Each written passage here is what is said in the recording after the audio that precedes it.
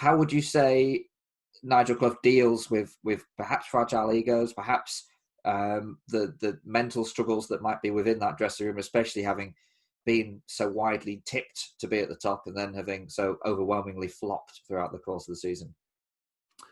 I think he'll probably take everything back to basics and keep it very, very simple.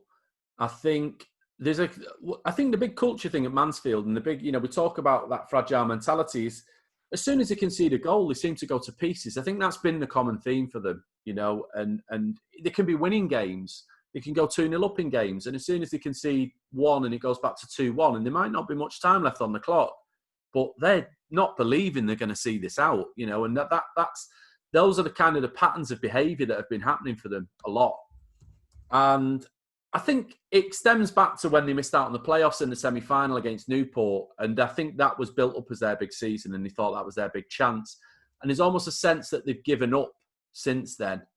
Now, Clough, I think, you talk about mistakes and cheap goals conceded and things like that.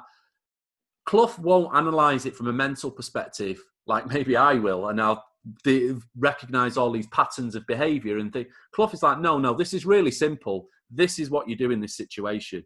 And we'll study it over and over again until you get it right. It's really simple.